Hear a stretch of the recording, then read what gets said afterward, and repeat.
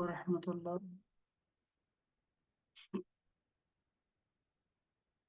وعلیکم السلام ورحمۃ اللہ وبرکاتہ. وعلیکم السلام ورحمۃ اللہ.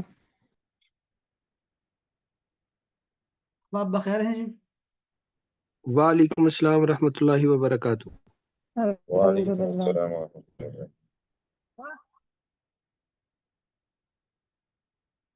خوش آمدید آپ تمام احباب کو جی. بہت شکریہ آپ کی تشریف آوری کا.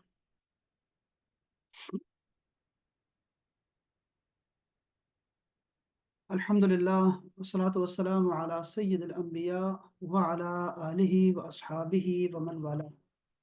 احباب آج انشاءاللہ تعالی بات کریں گے رمضان مبارک کے حوالے سے کہ کیسے گزارا جائے. اور سب سے پہلے بات کریں گے درود اور سلام پہ. اس کے بعد پھر انشاءاللہ تعالی باقی کچھ عادات ہیں جس کے ذریعے سے ہم اپنے رمضان میں اپنے دن اور رات کو بہترین طریقے سے گزار سکتے ہیں اور تربیت کر سکتے ہیں اپنے نفس کی اور اپنے آپ کی، جسمانی بھی اور ظاہری باطنی بھی. درود و سلام کے حوالے سے انشاءاللہ تعالیٰ کچھ گزارشات جو ہے وہ پیش کرنا چاہتا ہوں. اور اس کے بعد انشاءاللہ تعالیٰ جو تراویح ہے، تراویح کے حوالے سے کچھ سوالات ہیں اور کچھ ایسے سوالات ہیں جو کہ اس کے حوالے سے اگر بتاؤں تو متنازع یا پھر یہ سمجھ لیں کہ اختلافی مسائل ہیں کچھ، تو اس پہ بھی بات کریں گے انشاءاللہ تعالیٰ، لیکن آج نہیں کریں گے. اس کے حوالے سے میں ایک خصوصی جو ہے وہ پھر انشاءاللہ جب موڈ اچھا ہوگا، ابھی اگر کچھ کہہ دیا نا تو وہ بہت زیادہ جو ہے زیادہ ہو جائے گا.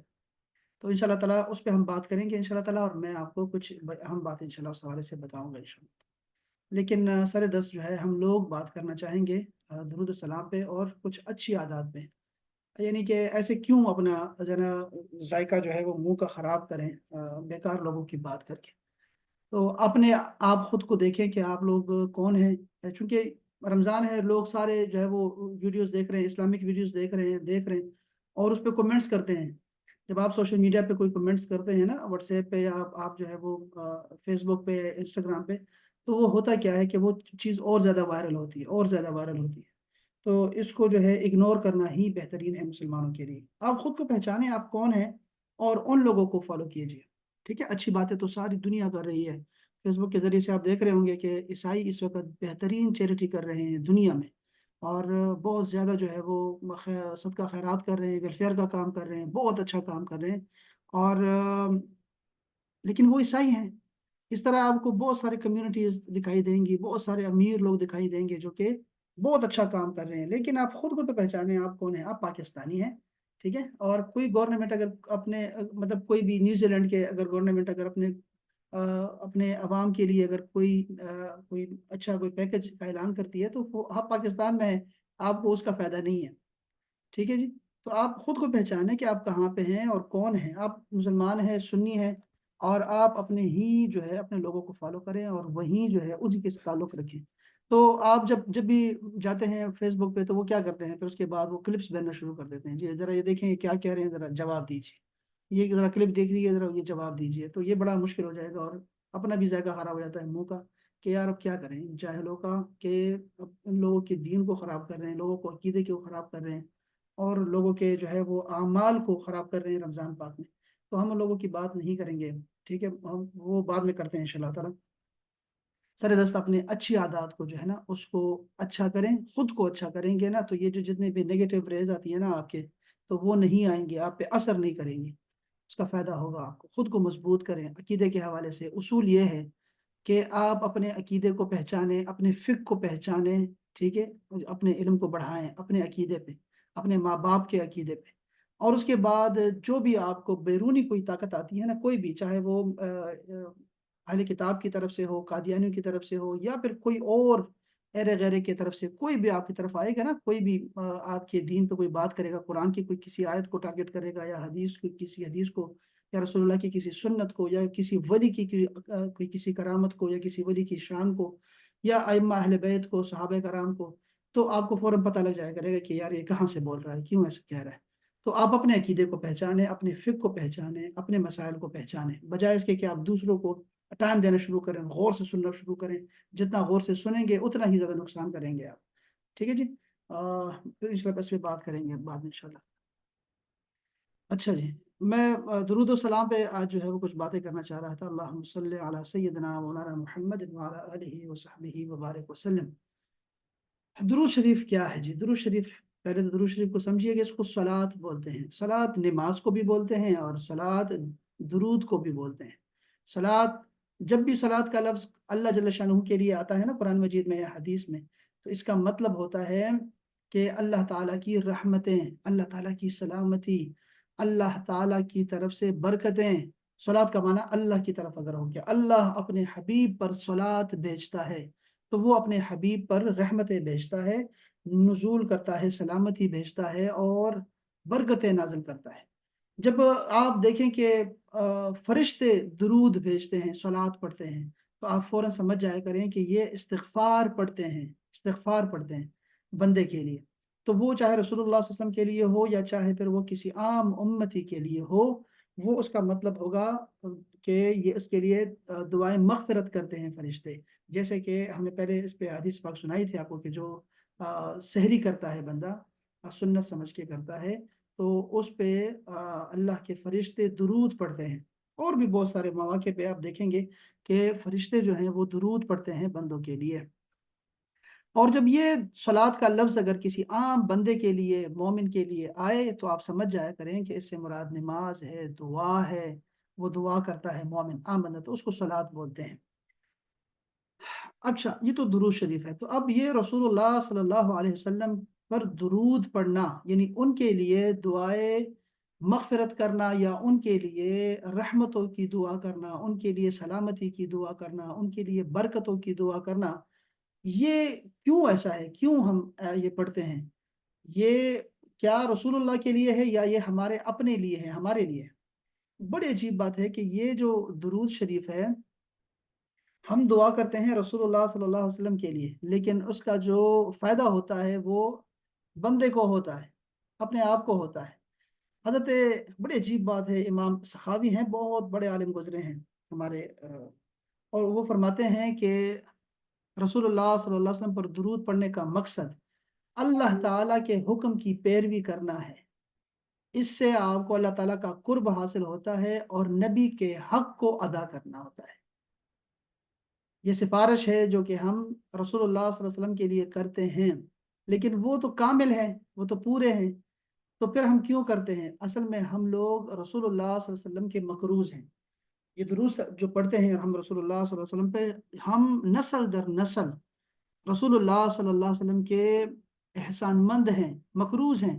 रसूलुल्लाह सल्लल्लाहु अलैहि वसल्लम का हम पे सबसे बड़ा एहसान ये किया कि हमें अल्लाह ताला की बारगाह में ले गए, अल्लाह ताला की मारिफत अता की, हमें एक अल्लाह की पहचान दी है। ये जो कलमा हम पढ़ते हैं, ये रसूलुल्लाह सल्लल्लाहु अलैहि वसल्लम का एहसान है हमारे ऊपर। आप कहें ना कि ये अल्लाह का एहसान है, अल्लाह तो आपको बराह रास्त आपको देता नहीं, वो तो किसी से बात करता ही नहीं है। वो तो जिससे बात करता है वो नबी होगा, कोई या कोई बहुत ही आलीशान जो है कोई बंदा होगा। तो अल्लाह ने अपने हबीब से बात की और अल्लाह के हबीब ने उम्मत से बात की। रसूलुल्लाह वास्ता है हमारा अल्लाह की तरफ, और यानी उनका ताल्लुक जो है वो अल्लाह के साथ भी है, रसूलुल्लाह का ताल्लुक बंदों के साथ भी है, दरमियान में है रसूलुल्लाह सल्लल्लाहु अलैहि वसल्लम। तो हम रसूलुल्लाह के मखरूज हैं कि हम, उन्होंने हमें अल्लाह ताला की पहचान दी, हमें वही के बारे में बताया, हमें फरिश्तों के बारे में बताया, हमें जन्नत और दोज़ख के बारे में बताया, जन्नत जाने वाले आमाल बताए, करके दिखाए, और हमें दोज़ख से बचने वाले आमाल बताए कि कौन से हो सकते हैं और कौन से अमाल ऐसे हैं जो दोज़ख में ले जाते हैं, उससे बचने की हमें तरगीब दी और हमें हुक्म दिया। तो ये उनका एहसान है। हम जब दुरूद शरीफ पढ़ते हैं तो हम असल में उनके एहसान चुकाने की एक कोशिश करते हैं कि हमारे मोहसिन हैं, हम उनके लिए दुआ करते हैं। लेकिन वो चूंकि अल्लाह ताला ने ऑलरेडी उनको जो है मकाम महमूद पे रखा हुआ है, महबूबियत के मकाम पे रखा है। आप यूं समझें कि कोई नबी और रसूलुल्लाह सल्लल्लाहु अलैहि वसल्लम की जो जो उनका मुकाम है, जो दर्जा है, वहां तक नहीं पहुंच सकता। यानी कि रसूल 313 जो रसूल हैं, उनमें से उलुल आज़म 5 उलुल आज़म पैगंबर हैं, वो भी रसूलुल्लाह सल्लल्लाहु अलैहि वसल्लम के मकाम और मर्तबे तक नहीं पहुंच सकते। जो अंबिया कराम हैं, 1,24,000 या कम बेश पैगंबर हैं, वो भी रसूलों के मकाम तक नहीं पहुंच सकते। और फिर کوئی بھی صحابی جو ہے وہ نبی کے مقام تک نہیں پہنچ سکتا، کوئی بھی امتی جو ہے وہ صحابہ کرام کے مقام تک نہیں پہنچ سکتا۔ یہ درجات ہیں جس کو ہم تیسرا پارہ شروع کرتے ہیں تو پہلی آیت جو ہے وہ اسی بارے میں ہے کہ ہاں رسول ہمارے ہیں، سارے برگزیدہ ہیں، لیکن ان میں درجات ہیں۔ اور پھر اللہ پاک نے فرمایا میں نے موسیٰ سے باتیں کی اور موسیٰ سے بہت باتیں کی، وَكَلَّمَ اللَّهُ مُوسَىٰ تَكْلِيمًا، بہت باتیں کی موسیٰ سے۔ تو یہ درجہ ہے، ایک کلیم اللہ کا ایک درجہ ہے۔ پھر عیسیٰ علیہ السلام کے بارے میں بات کی کہ عیسیٰ کو میں نے بغیر باپ کے پیدا کیا، یہ ایک درجہ ہے۔ اور اتنے معجزات دیے عیسیٰ علیہ السلام کو کہ لوگ انہیں اللہ کا بیٹا تصور کرنے لگ گئے۔ تو اتنا بڑا مقام، لیکن وہ تمام مقام جو ہے وہ رسول اللہ صلی اللہ علیہ وسلم کے مقام سے نیچے ہے۔ یہ پہ تمام امت کا اتفاق ہے کہ امت میں سے کوئی ایک بھی ایسا فرقہ نہیں، کوئی ایک بھی نہیں ہے جو کہ یہ مقام اس مقام کی نفی کرتا ہو۔ تو ہم کیا کرتے ہیں اصل میں، یہ ہم اپنی عاجز تو آپ کو غریب بھی ہے تو تحفہ تو دے سکتے ہیں، اب یہ تحفہ ہے جو ہم پیش کرتے ہیں صبح شام، اور ہم اگر پیش کرتے ہیں تو یہ کوئی اللہ تعالیٰ کا فضل ہی ہے ہمارے اوپر کہ ہم درود پڑھیں یا سلام پڑھیں گے، چونکہ فرشتے آلریڈی جو ہیں وہ رسول اللہ صلی اللہ علیہ وسلم پہ درود پاک پڑھتے ہیں۔ اور میں آپ کو بتاؤں، بہت پیاری بات لکھی ہے کہ حضرت آدم علیہ السلام کو اللہ جل شانہ نے سجدہ کروایا فرشتوں سے، لیکن آدم کو سجدہ کرنے میں اللہ جل شانہ رسول اللہ یعنی خود فرشتوں کے ساتھ نہیں ہوا۔ فرشتے آدم علیہ السلام کو سجدہ کر رہے ہیں لیکن اللہ جل شانہ نے سجدہ نہیں کیا۔ لیکن یہاں دیکھیں کہ رسول اللہ صلی اللہ علیہ وسلم پہ درود شریف پڑھا جا رہا ہے، اور اس سے پہلے کہ ہمیں حکم دیا جاتا، اللہ پاک نے اپنا بتایا کہ میں اور میرے فرشتے رسول اللہ صلی اللہ علیہ وسلم پہ درود پڑھتے ہیں، اور اس پہ ہمیشہ کا صیغہ ہے، یعنی ہمیشہ درود پڑھتے ہیں۔ ٹھیک ہے، اور اس کے بعد دوسرا جملہ شروع ہوتا ہے۔ اگر آپ دیکھیں نا آیت کریمہ کو دیکھیں تو وہاں ایک چھوٹی سی تو لگی ہوتی ہے، اس کا مطلب کیا ہے کہ بات یہاں ایک جملہ ختم ہو گیا کہ میں اور میرے فرشتے نبی کریم صلی اللہ علیہ وسلم پر ہمیشہ درود بھیجتے ہیں۔ اب اگلا جملہ شروع ہو رہا ہے، یا ایھا الذین آمنو، اے ایمان والو تم بھی رسول اللہ صلی اللہ علیہ وسلم پہ درود بھیجو اور خوب سلام بھیجو، وسلموا تسلیما، خوب سلام بھیجا کرو۔ تو اس میں آدم کو سجدے کرنے میں تو صرف فرشتے تھے، لیکن یہاں پر اللہ پاک نے آپ کو یہ مقام دیا کہ خود بھی درود میں شامل ہو گئے۔ تو فرشتے تو آلریڈی درود پڑھ رہے ہیں، اور فرشتوں کی تعداد وہ مقرر نہیں ہے کہ وہ کتنی عدد ہے، وہ بے شمار ہیں وہ لوگ۔ آسمان میں جگہ ہی نہیں ہے فرشتوں کی، اتنے زیادہ جو ہے وہ آسمان چر چر کر رہا ہے ان کے وجود سے اور ان کے رش کی وجہ سے، اتنے زیادہ ہیں، وہ بے شمار فرشتے ہیں۔ تو یہ ہماری خوش بختی ہوگی کہ ہم رسول اللہ صلی اللہ علیہ وسلم کی بارگاہ میں سلام پیش کریں، درود پڑھیں، اور ہمارا نام، ہمارے والد کا نام اور ہمارے قبیلے کا نام جو ہے وہاں لیا جائے، بارگاہ اقدس میں لیا جائے، اور وہ جو فرشتے جو خدمت پہ لگے ہوئے ہیں وہ ہمارا سلام پیش کریں، ہمارا درود پیش کریں۔ تو یہ ہمارے لیے سعادت کی بات ہے۔ اچھا، یہاں یہ تو ایک بات انہوں نے، اچھا یہاں پہ جو میں نے عرض کیا نا کہ اللہ اور اس کے فرشتے بھی درود پڑھتے ہیں رسول اللہ صلی اللہ علیہ وسلم پہ، تو آپ کو پتہ ہے کہ علماء کرام نے کیا فرمایا؟ فرماتے ہیں کہ رسول اللہ صلی اللہ علیہ وسلم جو ہیں وہ چونکہ مخلوق ہیں، تو ہم جتنی مخلوقات ہیں، انسان ہیں، وہ اللہ تعالیٰ کی عبادت کرتے ہیں، رسول اللہ اللہ کی عبادت کرتے ہیں، رسول اللہ اللہ جل شانہ کی حمد بیان کرتے ہیں، تسبیح بیان کرتے ہیں، اور ان کی وجہ سے ہم بھی کرتے ہیں ان کی سنتوں پہ عمل کر کے۔ لیکن ہم سب کو فنا ہے، فرشتوں کو بھی فنا ہے، لیکن اللہ جل شانہ کو فنا نہیں ہے، کوئی فنا نہیں ہے، صرف وہ باقی ہے، صرف اللہ جل شانہ کی ذات باقی ہے۔ اس لیے فرماتے ہیں کہ جو اللہ کا ذکر ہے، اللہ کی عبادت ہے، وہ کرنے والے ختم ہو جائیں گے، لیکن رسول اللہ صلی اللہ علیہ وسلم پہ درود پڑھنے والا جو ہے وہ باقی رہے گا۔ یہ ایسا عمل ہے، یہ اتنا بڑا عجیب جو ہے نا، اتنے بڑے مقام کا جو ہے وہ یہ عمل ہے کہ ہمیں اللہ تعالیٰ نے یہ تحفہ دیا، ہمیں تحفہ دیا ہے کہ درود پڑھو، بس یہ گفٹ ہے تمہارا اپنے محسن کی طرف۔ اچھا، دوسری جگہ فرمایا کہ رسول اللہ صلی اللہ علیہ وسلم ثنا خود فرمائی ہے، اللہ پاک نے رسول اللہ کی ثنا خود فرمائی، اور وہ بھی فرشتوں کے ساتھ، ملائے اعلیٰ میں جو پاک مخلوق ہے انہوں نے جو ہے وہ رسول اللہ صلی اللہ علیہ وسلم کی ثنا فرمائی ہے۔ اور تیسرا فرماتے ہیں کہ رسول اللہ صلی اللہ علیہ وسلم اللہ تعالی، جب میں نے کہا نا کہ صلوات کا مطلب ہے رحمت، تو رحمت بھیجتا ہے اپنے حبیب پہ، اس لیے رسول اللہ زمین پر اللہ تعالیٰ کی رحمت کا محبت ہے، جہاں اللہ کی رحمت اترتی ہے وہ رسول اللہ کی ذات گرامی ہے، جہاں اللہ تعالیٰ کی سلامتی اترتی ہے وہ رسول اللہ صلی اللہ علیہ وسلم کی ذات گرامی ہے۔ یعنی یہ تو حق ہے، اس میں تو کسی کو کوئی شک نہیں ہو سکتا، یعنی ہمارے یہ ایمان ہے کہ یہ اللہ پاک نے جو فرمایا کہ میں درود بھیجتا ہوں، یعنی رحمتیں بھیجتا ہوں، تو مدینہ پاک جو ہے وہ اگر زمین پہ دیکھا جائے تو یہ اللہ تعالیٰ کے رحمتوں کے نزول کی جگہ ہے، یہ یاد رکھیں ذہن میں۔ تو یہ اللہ پاک نے یہ ایک جو ہے وہ اعزاز بخشا ہے ہمارے پیارے رسول کو صلی اللہ علیہ وسلم کو، اور پھر ہمیں بھی تحفہ دیا کہ درود پاک پڑھ لیا کرو، تمہارے دل کو سکون آئے گا۔ جو لوگ سلام اور درود پڑھتے ہیں نا، وہ لوگ اسی سے قرار پاتے ہیں، یہ ہمارے لیے گفٹ ہے۔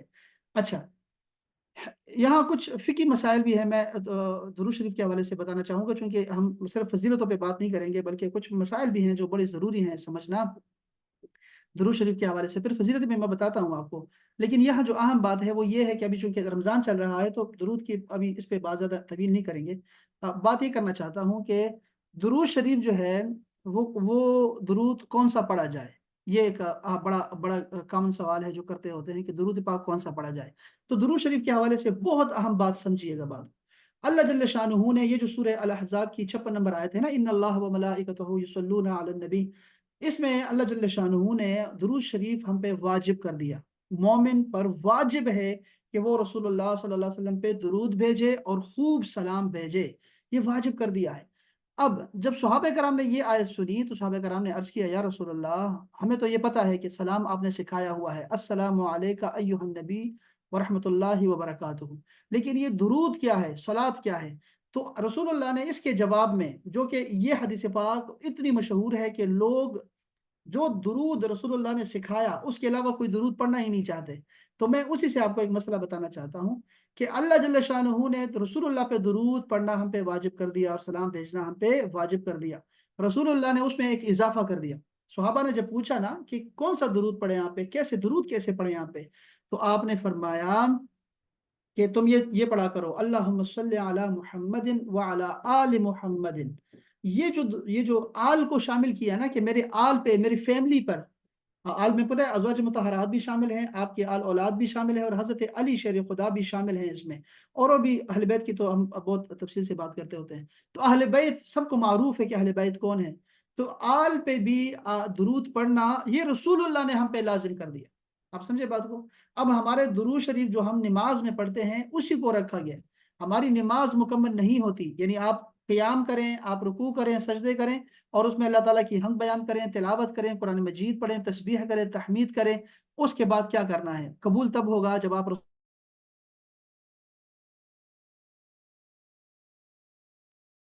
اچھا، تو اللہ پاک نے ہمارے اوپر جو ہے درود پاک کو واجب کر دیا، اور رسول اللہ نے اپنے اوپر بھی اور اپنے آل پر بھی درود پڑھنا جو ہے ہم پہ لازم کر دیا۔ اب نماز قبول نہیں ہوتی آپ جب تک درود شریف نہیں پڑھتے رسول اللہ صلی اللہ علیہ وسلم پہ، تو اب سوال جو پیدا ہوتا ہے کہ درود پاک کون سا پڑھا جائے؟ تو رسول پاک نے یہ جو درود جو ہمیں جو مشہور ہے درود ابراہیمی، اس کے مختلف الفاظ جو ہے وہ تمام سیاہ ستہ میں موجود ہیں اس وقت، یعنی آپ کو سیاہ ستہ میں جب آپ یہ حدیث دیکھیں گے تو آپ کو اندازہ ہوگا کہ یہ جو درود شریف ہم پڑھتے ہیں یہ بہت سارے ایسے جو ہیں وہ درود ہیں جو کہ رسول اللہ نے بتائے ہیں ہمیں، اور مختلف طریقوں سے ہم درود شریف پڑھ سکتے ہیں۔ اسی لیے علماء کرام آپ دیکھیں گے کہ ان کی جب کتاب شروع ہوتی ہے نا، کوئی بھی کتاب اٹھا کے دیکھ لیں، آپ کوئی بھی کتاب اٹھا کے دیکھ لیں، تو آپ اس میں دیکھیں گے کہ وہ کسی اور لفظ سے رسول اللہ پہ درود بھیج رہا ہے، چاہے وہ کوئی بھی کتاب ہو، کسی کی بھی کتاب ہو، کسی بھی عالم کی کتاب ہو، آپ اٹھا کے دیکھ لیں ذرا، وہاں آپ کو دکھائی دے گا کہ وہ درود شریف جو بھیج رہا ہے وہ درود ابراہیمی نہیں ہے۔ نماز میں تو درود ابراہیمی ہی پڑھتے ہیں سارے کے سارے، لیکن اس کے علاوہ جب آپ نے وظیفہ بنانا ہو، ذکر کرنا ہو، یا کتاب میں اگر لکھتے ہیں یا کوئی خط میں لکھتے ہیں درود، تو آپ دیکھیں گے کہ ہر عالم نے اپنا ایک درود لکھا ہے۔ اس لیے سارے درود جو ہیں وہ ابھی موجود بھی ہیں، بہت سارے درود جو ہیں مشہور ہیں اور وہ ہم پڑھتے رہتے ہیں۔ امام شافعی کا جو درود لکھا ہوا ہے انہوں نے مصر میں لکھا، لیکن یہاں اب کے پاکستان میں بھی اسی کو پڑھا جاتا ہے، اور بہت سارے علماء کرام نے درود شریف لکھے ہوئے ہیں۔ تو ہم نے اس میں کیا کرنا ہے، درود کون سا پڑھنا چاہیے؟ دیکھیں، درود وہ پڑھیں جس میں درود صلاۃ کا لفظ بھی ہو اور اس میں سلام کا لفظ بھی ہو، وہ درود پڑھیں، کوئی بھی درود ہو، کسی طریقے کے بھی ہو۔ آپ نے جب آپ صرف درود ابراہیمی پڑھتے ہیں نا تو آپ سلام کو بھول جاتے ہیں، حالانکہ آیت کریمہ کو دیکھیں تو وہاں سلام پہ زور دیا گیا ہے، درود پہ زور نہیں دیا گیا۔ آپ دیکھیں نا، صلو علیہ، درود پڑھو ان پہ، اور آگے کیا فرمایا؟ وسلموا تسلیما، اور خوب سلام پڑھا کرو، خوب سلام۔ اب سلام ہماری جو ہے نا یہاں پہ ہمارے پاکستانیوں میں سلام کی بہت کمی ہے، الا ماشاء اللہ۔ सलाम को तवज्जो देनी चाहिए कि आपने रसूलुल्लाह सल्लल्लाहु अलैहि वसल्लम पे सलाम पढ़ना है, चाहे आप कहीं भी हैं, अपने घर में कहीं किसी शहर में हैं, आपका सलाम पहुंचता है। रसूल पाक सल्लल्लाहु अलैहि वसल्लम ने इरशाद फरमाया कि मा मिन अहदिन युसल्लिमु अलैया इल्ला रद्दल्लाहु अलैया रूही हत्ता अरुद्द अलैहि सलाम। रसूलुल्लाह सल्लल्लाहु अलैहि वसल्लम ने इरशाद फरमाया कि अल्लाह जल्ल शानहू ने मेरी रूह ले ली, चूंकि कुल्लु नफ्सिन ज़ायक़ातुल मौत का जो है वो फरमान जारी अलीशान है, तो रूह ले ली और फिर मुझे लौटा दी। अब मेरा उम्मती कहीं भी मुझ पर दरूद सलाम पढ़ता है तो मैं उसके सलाम का जवाब देता हूँ। अब ये है कि सहाबा कराम ने ये भी सवाल किया था, इस हवाले से ये भी बता दूं आपको अकीदे के हवाले से, कि सहाबा कराम ने पूछा, तवील हदीस पाक है जिसमें रसूलुल्लाह ने जुम्मे की फजीलत बताई, और जुम्मे की फजीलत बताते बताते आपने फरमाया कि ये जुम्मा का दिन है, इस आदम अलैहिस्सलाम पैदा हुए और इसी दिन जो है उनकी वफात हुई, और वो जुम्मे की फजीलतें बताते बताते आपने फरमाया कि जुम्मे के दिन, जुम्मे का दिन सैयदुल अय्याम है, ये दिनों का बादशाह है, तो तुम मुझ पे दुरूद पढ़ा करो, खूब दुरूद पढ़ो मुझ पे। सहाबा कराम ने अर्ज किया, या रसूलल्लाह, जब आप हयात हैं, जब हमारे सामने हैं तो हम दुरूद पढ़ते हैं, सलाम भी पढ़ते हैं, लेकिन जब आप वफात पा जाएंगे तो और आप मट्टी में मिल जाएंगे तो फिर हम आप पे दुरूद कैसे पढ़ेंगे, फिर क्या करेंगे हम लोग। तो आपने फरमाया, आपने एक जुमले में फरमाया, आपने फरमाया, हदीस मुख्तलिफ तरीकों से आई हुई है, आपने फरमाया कि इन अल्लाह हर्रमा अलल अर्दि अन यअकुला अजसाम अल अंबिया या अजसाद अल अंबिया अहयाउन फिल कुबूर। ये जो पैगंबर होते हैं ये अपने कब्रों में जिंदा होते हैं, पैगंबर अपने कब्रों में जिंदा होते हैं, जमीन पे अल्लाह ताला ने हराम कर दिया है कि वो पैगंबरों के जिस्मों को खाए। तो पैगंबर का दर्जा तो बहुत आला होता है, और मैंने कहा कि पैगंबरों में जो रसूल होते हैं वो आला होते हैं, और रसूलों से ऊपर है रसूलुल्लाह सल्लल्लाहु अलैहि वसल्लम का मकाम। एक शहीद जो होता है, शहीद शहीद अगर आप देखें, अभी बताते ना मोहम्मद गजनवी का 900 साल के बाद निकाला उनका जिस्म, तो वो जो है बिल्कुल सही सलामत पड़े हुए थे। अब बताएं 800-900 साल के बाद भी उनका जिस्म ऐसे पड़ा हुआ है, और ये वाकया तारिक जमीन साहब ने बताया, ठीक है। अच्छा, रहमान बाबा हमने देखा, रहमान बाबा पेशावर में है, और यहाँ भी बिजलीगर मौलाना जो है वो भी अहले देवबंद के हैं, वो भी फरमाते हैं कि भाई वो मैंने देखा, और मैंने खुद देखा कि वो जो है उनका जिस्म बड़ा नरम था, और बिल्कुल वो पानी भी दाढ़ी में लगा हुआ था, और हालांकि 300 साल गुजर गए थे उनको। तो ये तो उलमा है, यानी ये शुहदा नहीं है, ये तो उलमा है। शहीद का दर्जा तो कुरान मजीद में मौजूद है। तो जब शहीद जिंदा है अपने कब्र में और वो सही सलामत है तो पैगंबर आला दर्जे के होते हैं। बार ये तो अकीदे की बात आ गई। मैं ये बताना चाह रहा था आपको कि ये जो दुरूद पाक है ना, जो मसला समझें कि दुरूद शरीफ आप वो पढ़ें जिसमें सलात का लफ्ज भी हो और जिसमें आपको सलाम का लफ्ज भी मिले। आपको कोई भी दुरूद शरीफ हो, कोई भी दुरूद शरीफ, यानी हमारा ये है कि हम तो अस्सलातु वस्सलामु अलैका या रसूलल्लाह पढ़ते हैं, यानी बराह रास्त ऐसी दुरूद पढ़ते हैं जैसे हम मदीने पाक में मौजूद हैं और रसूलुल्लाह सल्लल्लाहु अलैहि वसल्लम के जो बारगाह है, मवाज शरीफ है, उसके सामने खड़े हैं तसव्वुर में, और हम वहां पे दुरूद पेश कर रहे हैं, अस्सलातु वस्सलामु अलैका या रसूलल्लाह व अला आलिका व अस्हाबिका या हबीब अल्लाह। लेकिन आप देखें कि इमाम बुखारी जब लिखते हैं, हदीस लिखते हैं, तो वो लिखते हैं सल्लल्लाहु अलैहि व आलिहि वसल्लम लिखते हैं, या सल्लल्लाहु अलैहि वसल्लम लिखते हैं। अब यहाँ पे एक हम बात, दूसरी बात जो बताना चाहता हूँ कि दुरूद के साथ सलाम होना चाहिए। कोई भी दुरूद शरीफ आप पढ़ें, कोई भी पढ़ें, मैं बहुत सारी दुरूद आपको यहाँ भेज भी दूंगा ग्रुप में आपके, और बहुत सारी किताबें भी मिलती हैं। दलाइल उल खैरात के नाम से एक बहुत मशहूर किताब है दुरूद शरीफ की, आप वो दुरूद शरीफ जो है उसमें बहुत सारे दुरूद लिखे हुए हैं, आप उससे याद करें। अगर खुद आपको दुरूद नहीं बनाना आता ना, कि दुरूद कैसे बनाऊं मैं, दुरूद कैसे लिखूं, कैसे मैं पढ़ूं, तो आपको दुरूद की किताबें मिल जाती हैं, आप वहां से दुरूद शरीफ को लेके उसको वजीफा बनाएं, उसको पढ़ें बाकायदा से। 30-30 पारे औलिया अल्लाह ने लिखे हैं, दुरूद शरीफ के लिखे हुए हैं, 30-30 पारे दुरूद शरीफ के। दलाइल उल खैरात एक बहुत खूबसूरत किताब है, एक दलाइल उल बरकात है, दलाइल उल बरकात भी मैं आपको यहाँ शेयर कर दूंगा इंशाल्लाह, दोनों किताबें, और आपको फायदा होगा उससे बहुत ज्यादा। आप खुद से मुख्तलिफ सीगों से खूबसूरत अल्फाज के साथ, तर्जमे के साथ जो दुरूद और सलाम पेश कर सकते हैं। तो जो खास बात थी वो ये थी कि ऐसा दुरूद पढ़ा करो जो उसमें सलात भी हो और सलाम भी हो। अब दूसरी बात समझे, दूसरी बात यह है कि ऐसा दुरूद शरीफ पढ़ें जिसमें रसूलुल्लाह पे भी दुरूद और सलाम हो, और रसूलुल्लाह सल्लम के जो आल है, आल पे भी दुरूद शरीफ पढ़ें। चूंकि मैंने आपको दो चीजें बता दी, अल्लाह पाक ने सलात और सलाम को वाजिब किया, रसूलुल्लाह ने अपना आप भी शामिल किया और अपनी आल को भी शामिल किया। अब आल का मतलब आप अहले बैत लें या फिर आप जो है उसे सहाबा कराम और सारी उम्मत मुराद ले, सब पे जायज है। हम जब भी दुआ करते हैं हम जमा का सीगा क्यों इस्तेमाल करते हैं कि अल्लाह ताला उन पे भी जो पिछले गुजर चुके हैं मोमिनीन, उन पे भी रहमत नाजिल फरमा, और हम पे भी नाजिल फरमा, और हमारी आने वाली नस्लों की भी उन पे भी रहमत और जो है ना वो और बरकत नाजिल फरमा। تو ہمیں شامل کرنا چاہیے. تو یہ رسول اللہ کا حکم ہے کہ ہمیں آل کو شامل کرنا ہے. اب آپ سمجھے بات کو. 4 چیزیں آپ نے درود شریف میں دیکھنی ہے. کوئی بھی درود شریف ٹھیک ہے. صلات، سلام اور رسول اللہ پہ اور رسول اللہ کے آل پہ جو بھی درود ہوگا، چاہے مختصر سے مختصر الفاظ میں ہو، آپ نے وہ پڑھنا ہے. اب اس میں ایک بڑا ہی خوبصورت ایک دعا ہے، جز اللہ عنا محمد ما هو اہلہ. اب دیکھیں یہ اس کو آپ پوچھتے ہیں یہ درود شریف ہے. یہ درود شریف نہیں ہے نا. یہ درود شریف کے قائم مقام ہے، آپ پڑھ سکتے ہیں اس کو، کیونکہ یہ بھی اسی میں بھی جو ہے وہ ہم یہ اظہار عاجزی کر رہے ہیں اور تحفہ پیش کر رہے ہیں کہ اللہ پاک جزائے خیر عطا فرمائے جو بھی آپ نے جو ہمیں عطا کیا، رسول اللہ صلی اللہ علیہ وسلم نے ہمیں عطا کیا. لیکن درود کا حکم ہے تو آپ جو ہے درود شریف کو پڑھیں، صلی اللہ علیہ وآلہ وسلم، یہ پڑھا کریں. اگر کوئی درود ابراہیمی پڑھنا چاہتا ہے تو وہ کیا کرے؟ نماز میں درود ابراہیمی مکمل ہے، اس لیے کہ شروع میں آپ سلام پڑھ لیتے ہیں، بعد میں آپ درود پڑھتے ہیں. لیکن غیر نماز میں آپ کو جب درود ابراہیمی پڑھنا ہو نا، تو آپ یہ کیا کریں کہ اس سے پہلے سلام پڑھ لیا کریں. ٹھیک ہے جی. اور طاق عدد میں پڑھ لیا کریں. جیسے کہ آپ پڑھ لیا کریں گے، آپ جو ہے وہ السلام علیکم ایھا النبی ورحمۃ اللہ وبرکاتہ، آپ وہ پڑھیں.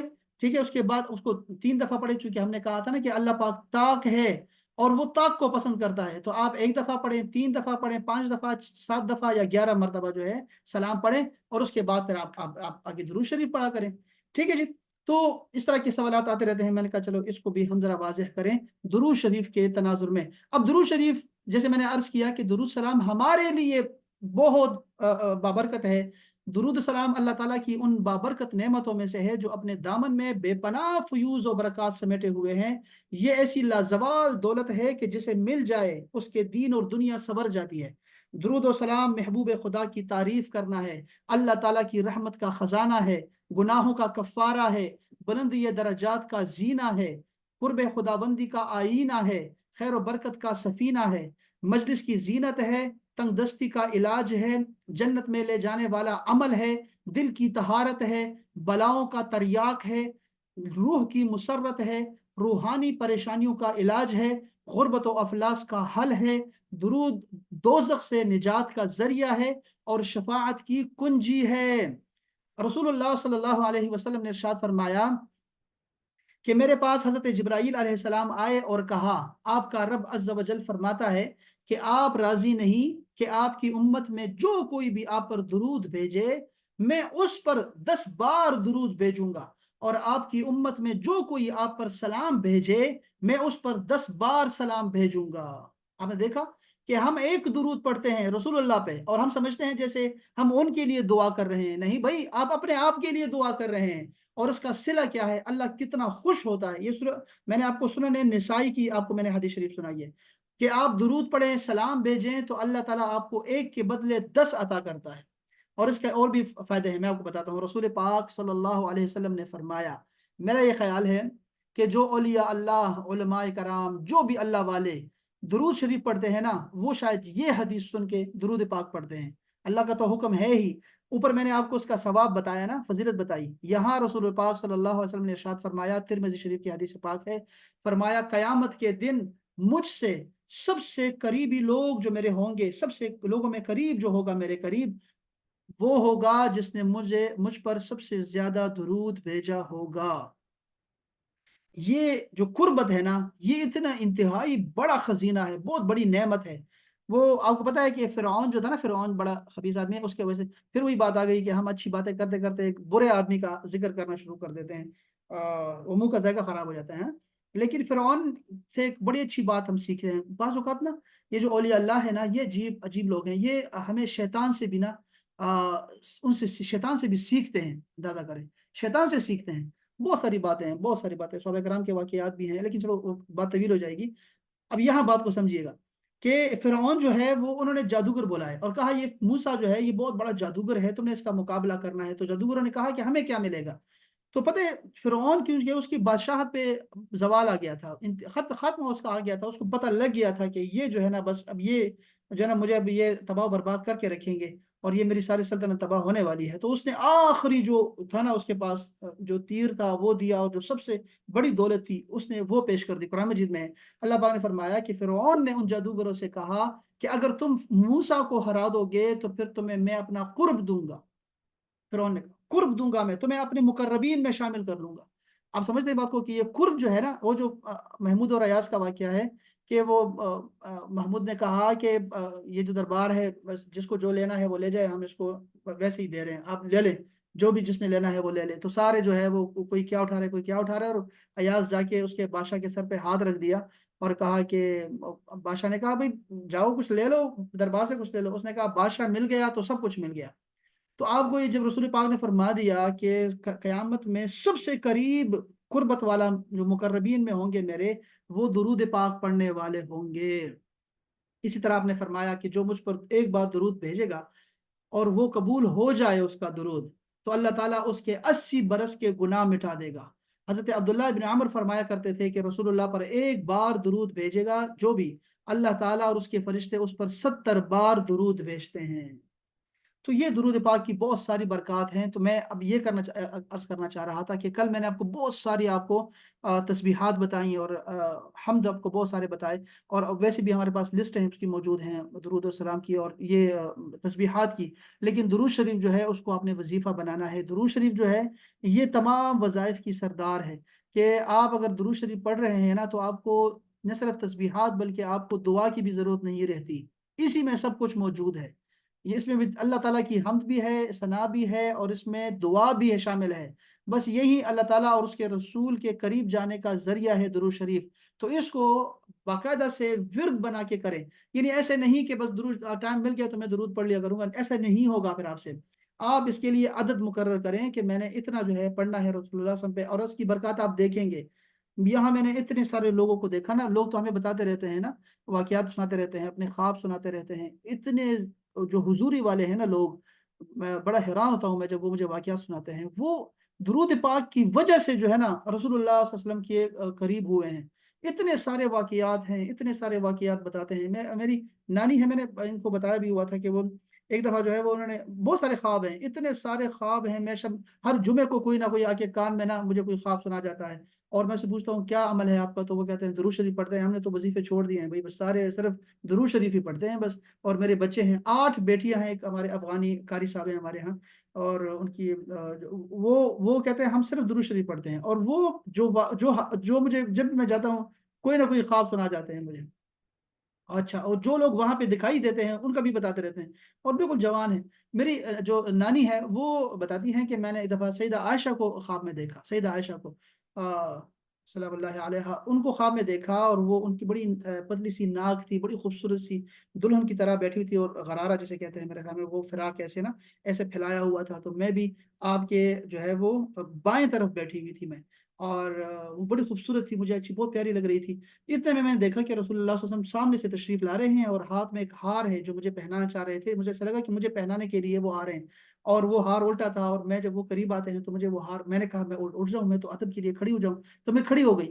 और रसूल पाक जो है ना उन्होंने मुझे वो हार पहनाया, वो हार मुझे उल्टा पहनाने, मैं देख रही थी कि वो हार उल्टा मुझे पहना रहे हैं, लेकिन जब मुझे पहना दिया तो वो बिल्कुल सीधा था। मैंने देखा, तो ये ख्वाब देख के कहते हैं मैं जब जागी हूँ ना, तो मैं देखा तो मेरे हाथ में तस्बीह थी, और मैंने कोई पता नहीं 1400 बार जो है मैंने दुरूद शरीफ पढ़ा था मैंने उस वक्त। तो ये ख्वाब, ऐसे बहुत सारे ख्वाब हैं। कहते हैं इसके बाद मैंने हजारों बार दुरूद शरीफ पढ़ा, लेकिन फिर वो मुझे ना वो सादत नसीब नहीं हुई, और मैं डर रही थी। मैं फिर बहुत सारे, उसने पूछा भी कि क्यों ऐसा था, कि मैं सैयदा आयशा की बेदबी कर गई कि मैं जो है वो बाएं तरफ बैठी हुई हूँ। तो बड़े खूबसूरत किसी ने उनको जन्नत ताबीर बताई कि असल में सैयदा आयशा ने आपको अपने जो है वो बिठाया हुआ था, अपने साथ बिठाया हुआ था, आपने उनको नहीं बिठाया, उन्होंने आपको बिठाया हुआ था अपने साथ। खैर, ये बहुत सारे ख्वाब हैं। मैं तो ख्वाबों की तो आपको पता है कि शरीयत में जो बंदा ख्वाब देखता है ना रसूलुल्लाह सल्लल्लाहु अलैहि वसल्लम को अपने अगर ख्वाब में देख लेते हैं, तो इसका भी अपना हुक्म है कि वो असल में आपका दीन होता है।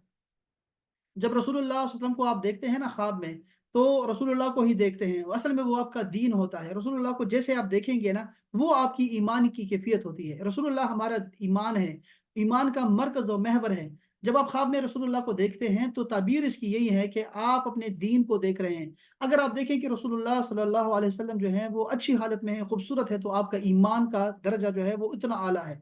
और अगर आप देखें कि आप मस्जिद नबवी को खराब देख रहे हैं या अच्छी हालत में नहीं देख रहे हैं, तो आप अपने देखें कि आपकी जो हालत है, ईमान की हालत है, या आपकी सोसाइटी की जो हालत है, वो इस ये है, यानी आप उसको ख्वाब में देख रहे हैं।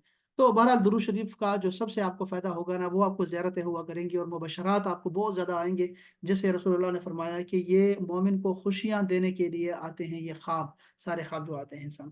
تو بہرحال یہ درود پاک جو ہے آپ کو پڑھنی چاہیے ضرور. رسول اللہ نے یہ بھی فرمایا، یہ بھی سنتے جائیں کہ رسول اللہ صلی اللہ علیہ وسلم نے فرمایا مجھ پر جو درود پڑھنا بھول گیا وہ بہشت کی راہ جو ہے، بہشت کی راہ کو بھول گیا، جنت کی راہ کو بھول گیا. یہ ابن ماجہ کی حدیث پاک ہے. جنت کی راہ بھول گیا وہ جو درود پڑھنا بھول گیا. تسبیحات کر رہا ہے، تسبیحات لا الہ الا اللہ، تحمید ہے، تسبیح ہے، لیکن درود شریف نہیں پڑھ رہا، تو وہ جنت کی راہ بھول گیا، درود نہیں بولا. سید المرسلین علیہ الصلوۃ والسلام نے ارشاد فرمایا جس کے پاس میرا ذکر ہو اور اس نے مجھ پر درود پاک نہ پڑھا وہ بدبخت ہے، یعنی کہ کم بخت رہ گیا بیچارہ، بخت اس کے نہیں ہے. رسول اللہ صلی اللہ علیہ وسلم نے ارشاد فرمایا اس شخص کی ناک خاک آلود ہو جس کے سامنے میرا ذکر کیا جائے اور وہ مجھ پہ درود نہ بھیجے. رسول اللہ صلی اللہ علیہ وسلم نے یہ بھی ارشاد فرمایا جو لوگ کسی مجلس میں، محفل میں بیٹھے اور اس میں اللہ کا ذکر نہ کرے اور اس کے نبی پر درود نہ پڑھیں تو قیامت کے دن ان کی وہ مجلس ان کے لیے باعث ندامت ہوگی. اگر اللہ تعالیٰ چاہے گا تو انہیں عذاب دے گا اور چاہے گا تو انہیں معاف کر دے گا، لیکن یہ حسرتیں رہ جائیں گی ان کی کہ ہم نے کیوں درود شریف نہیں پڑھا. تو بہرحال یہ ساری باتیں کرنے کا مقصد، میں تو 15 منٹ بات کرنی تھی، طویل ہو گئی درود شریف کی بات. بس یہ عرض کرنی تھی کہ رمضان میں آپ نے درود شریف کو بھی آپ نے اپنا وظیفہ بنانا ہے اور اس کی عادت کو اپنائیں، پھر آپ دیکھیں گے کہ آپ پہ کتنی برکات ہوتی ہیں اللہ جل شانہ کی. اچھا، اس کے بعد آتے ہیں کہ اور کیا کر سکتے ہیں. بھئی دن کو آپ نے روزہ رکھنا ہے. ہم نے سحری کی بات کی، فرائض کی بات کی، پھر نوافل کی بات کی، پھر ہم نے قرآن مجید کی تلاوت کی بات کر لی، پھر درود پاک کی بات کی، تسبیحات کی بات کر لی ہے. اب دن کے وقت اور کیا اعمال ہو سکتے ہیں؟ دن کے وقت بہترین ہے کہ روزہ رکھیں، یہ بہت اہم ہے. جن پہ روزہ فرض ہے وہ روزہ رکھیں گے، ٹھیک ہے جی. جن پہ فرض ہے، جو معذور ہے وہ نہیں رکھیں گے. ان کے لیے اللہ پاک نے گنجائش رکھی ہے کہ کوئی مسافر ہے اور یا بھی کوئی بیمار ہے، اور خواتین، جیسے خواتین بیمار ہوتی ہیں تو وہ جو ہے ان پہ روزہ نہیں ہے، لیکن وہ روزے والوں جیسی کیفیت میں رہ سکتی ہے. یعنی انہوں نے جو رہنا ہے وہ رمضان کے تقدس میں آپ نے جو ہے روزہ داروں کی رعایت کے لیے آپ نے روزے دار کی طرح ہی رہنا ہے سارا دن. اللہ پاک نے ارشاد فرمایا کہ میں نے اے مومنو تم پر روزے فرض کر دیے ہیں جیسے کہ پچھلی امتوں پہ فرض کر دیے تھے تاکہ تم تقوی دار بنو. تاکہ تم، تقوی کا معنی ہوتا ہے پرہیز کرنا، یعنی آپ پرہیز کرتے ہیں. کس چیز سے پرہیز کرتے ہیں؟ ڈاکٹر جو بتاتے ہیں نا آپ کو کہ گھی سے اور آپ نے چکنائی سے پرہیز کرنا ہے، میٹھے سے پرہیز کرنا ہے، تو یہ کون سا پرہیز ہے؟ یہ گناہوں سے پرہیز ہے. پوشیدہ اور ظاہر گناہوں سے، ظاہری اور باطنی، چھوٹے اور بڑے گناہ سے پرہیز کرنا ہے. تقوی کا ایک معنی یہ ہے. دوسرا معنی ہے بچنا. بچنا کا مطلب یہ ہوتا ہے کہ آپ، اللہ پاک نے فرمایا کہ میں نے روزے فرض کر دیے ہیں تاکہ تم دوزخ کی آگ سے بچو، یعنی یہ روزہ آپ کو دوزخ کی آگ سے بچائے گا. یہ رسول پاک صلی اللہ علیہ وسلم نے ارشاد فرمایا، یہ بخاری اور مسلم کی متفق علیہ حدیث پاک ہے، ہمیشہ لوگ خیر کے ساتھ رہیں گے.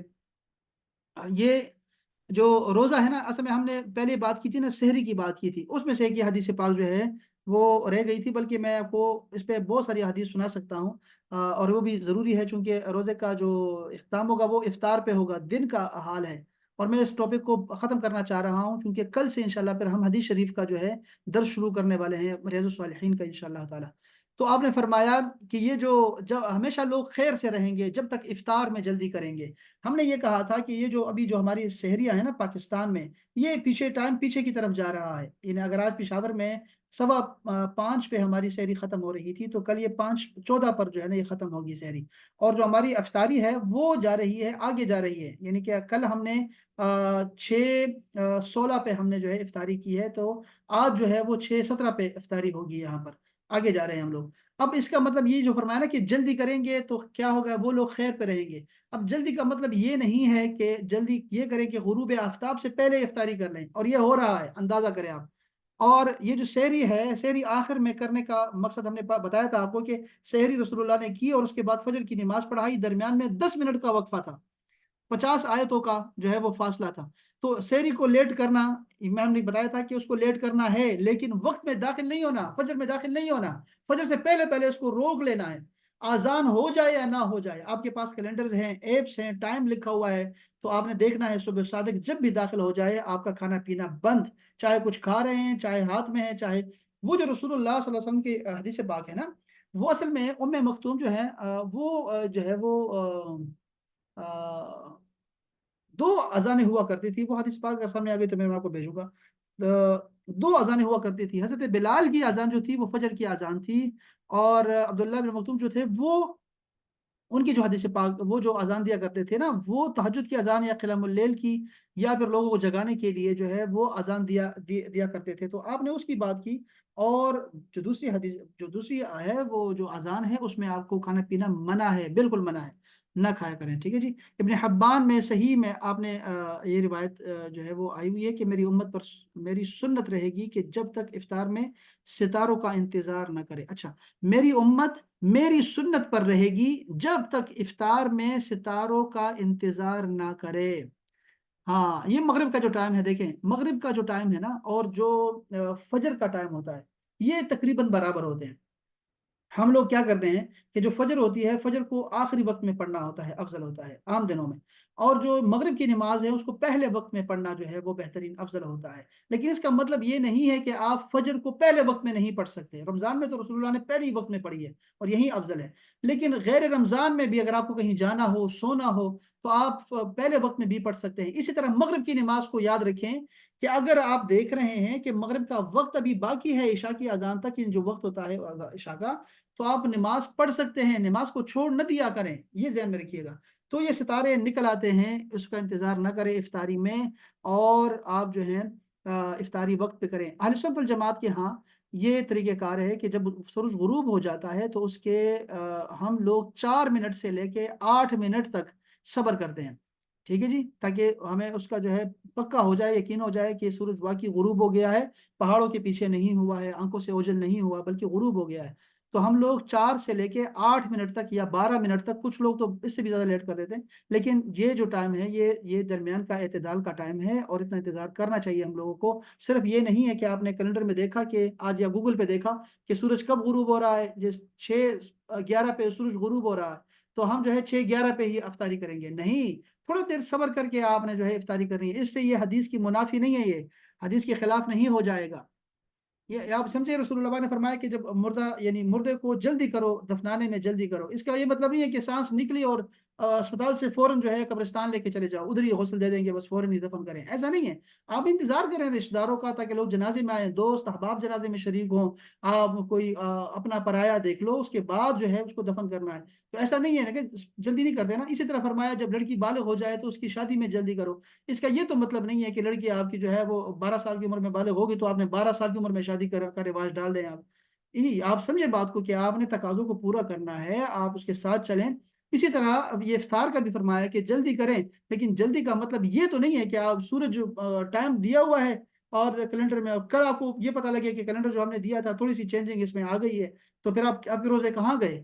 تو آپ جو بھی غلطی سے صبح صادق کے بعد کھائے گا یا غروب آفتاب سے پہلے کھائے گا غلطی سے، اس کا روزہ نہیں ہوگا.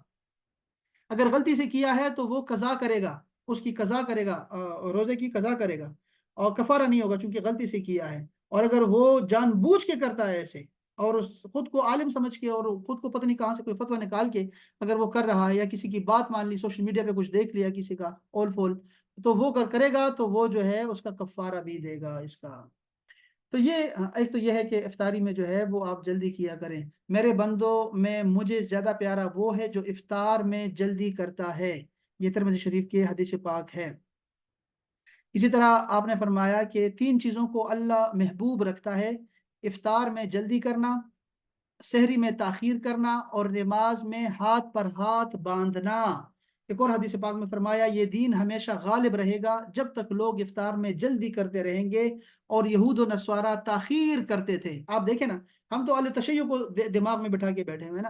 یہاں اصل میں ہم لوگ یہود و نصارہ کے مقابلے میں رسول پاک نے فرمایا کہ افطار میں جلدی کرو، اور یہ سحری کھانا یہ یہود و نصارہ کے مقابلے میں ہمارے اللہ پاک نے ہمیں عطا کیا ہے. یہ فرق ہے یہود و نصارہ اور ہمارے درمیان، ان کے روزے میں اور ہمارے روزے میں، کہ ہم سحری کر کے جو ہے روزہ رکھتے ہیں.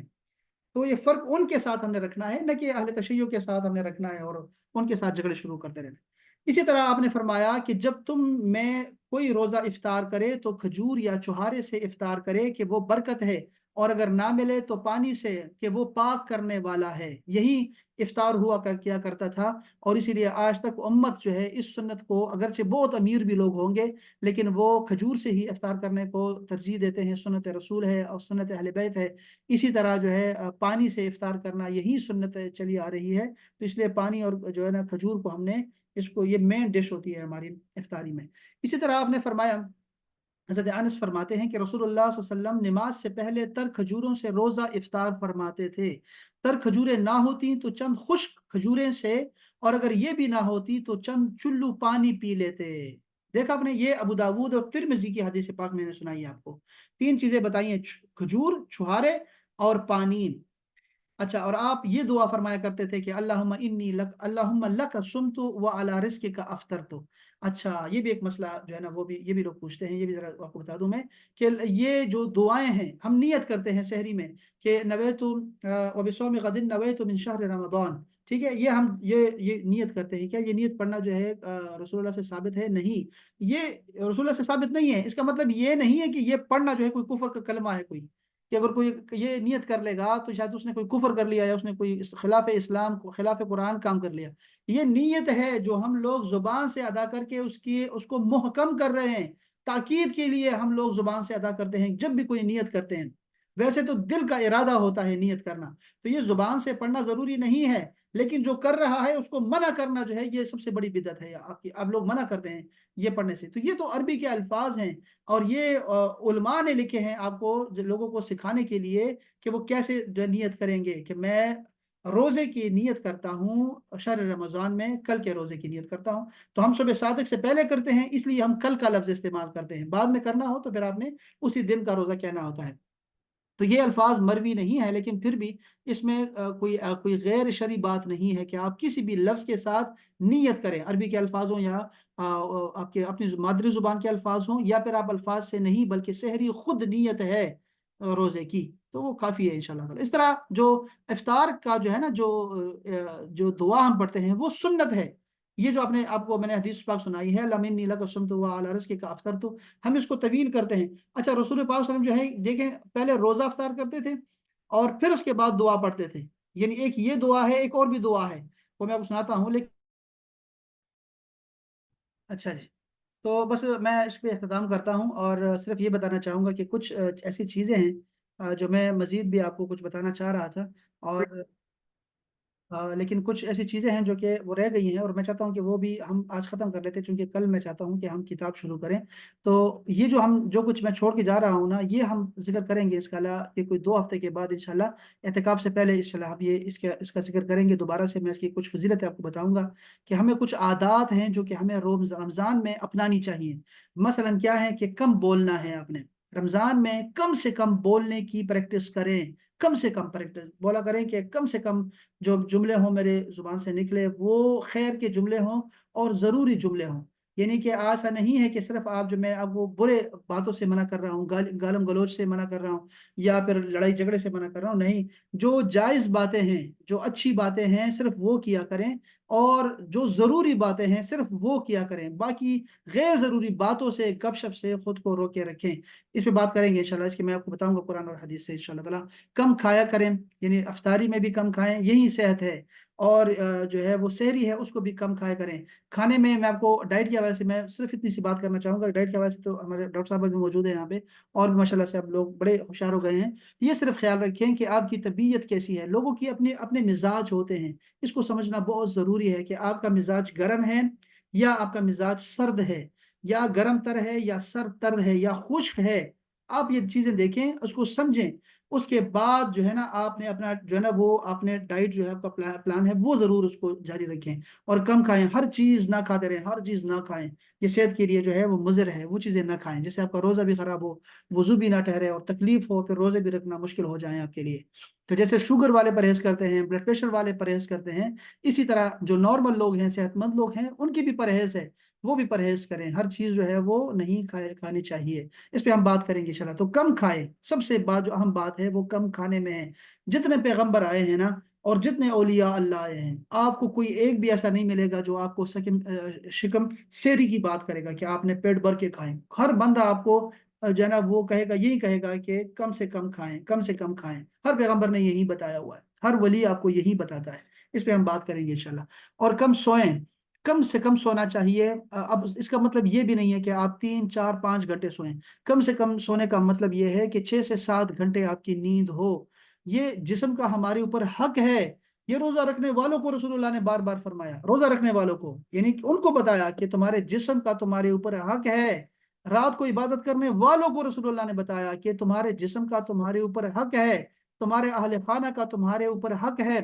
خودکشی حرام ہے. اس پہ ہم بات کریں گے انشاءاللہ, تفصیل سے بات کریں گے. جو لوگ خودکشی کرتے ہیں نا, کہ آپ بلڈنگ سے چھلانگ لگا لی یا پانی میں کود گئے, صرف وہ خودکشی نہیں ہے. جو چیز ایسی مضر صحت چیز کھائیں گے جو آپ کے صحت کے لیے ٹھیک نہیں ہے, وہ بھی آپ خودکشی کے زمرے میں آئے گی کہ آپ خود کو نقصان پہنچائیں. اللہ پاک نے بار بار قرآن مجید میں منع فرمایا کہ اپنے آپ کو اور اپنے گھر والوں کو ہلاکت میں نہ ڈالو, ہلاکت میں نہ ڈالو.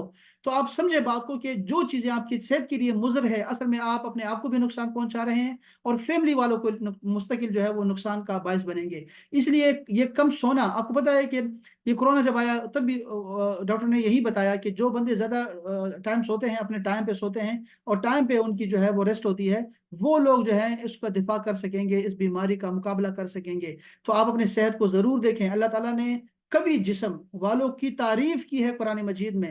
حضرت داؤد علیہ السلام کی تعریف کی ہے قرآن مجید میں کہ اس کے پاس جسم بھی سلیم ہے اور اس کے پاس علم بھی جو ہے وہ جو ہے اس میں بھی قوی ہے.